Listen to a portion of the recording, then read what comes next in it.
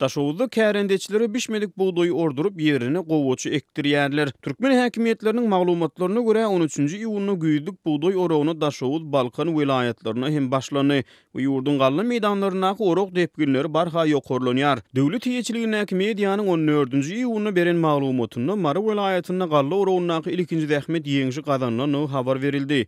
Tawtawadyr etrawynyň kärendeçileri döwlet harmanyna 19800 tonnadan gowrak buğdoy tapşyryp şertnamalaryň borçnamalaryny ýerine ýetirdiler diýip TDH habar berýär.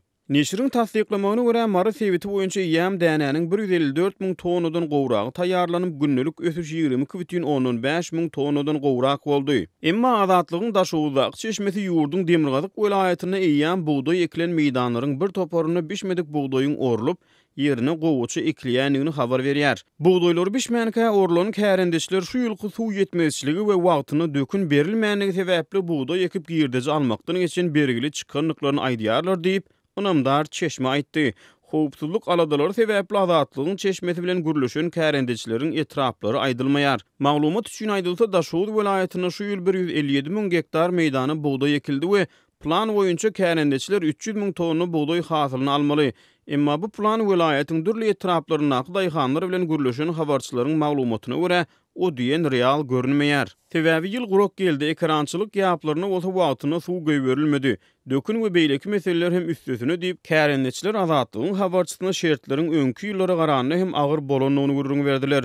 Azatlygyň çeşmesiniň 16-njy iýulna beren maglumatyna görä bergili çykan kärendeçileri häzirden prokuratura çagyryp olaryň tohum, dökün, tehnika we suw hyzmatlary üçin eden bergilerini tölemeklerini talap edip başladylar. Munyň üstesine buğdoýdan bergidar bolan kärendeçileri iýun aýynyň ortasydygyna garamazdan inniden soň gowa çekmek üçin şertnama baglaşmaga mejbur edýärler diýip azatlygyň çeşmet aýdýar. Türkmenistanyň buğdoy gowaçy ekişleriniň oragyň we paýta ýygymynyň wagty kärendeçileriň ekmeli ekinleri uzak ýyllardan bäri gönüden göni döwlet baş tutan derejesinde kesgitlenýär we plan dolmadyk ýagdaýyny aşagdaky ýol başçylara käýinç berilýär.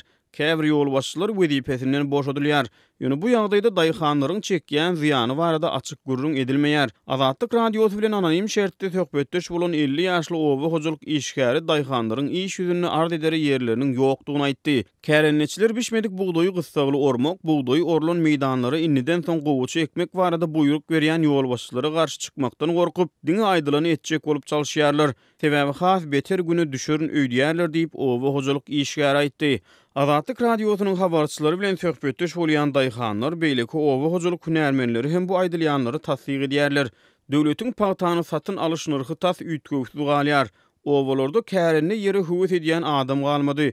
Bu gidişine çağılary we muallimleri meýdanyna işletmek üçin mekteplerde okuw doly ýatyrmaly bolar diýip Bilim Ministrliginiň jogapkär işgäri anonim şertde öz aladasyny azatlyk bilen paýlaşdy. Şeýle-de ol inni daşary ýurtlary işlemäge diýen raýatlaryň öňkü ýyllardan tapawutlykda çağılaryny hem ýanlary bilen alyp gitmäge çalyşýanlyklaryny belledi.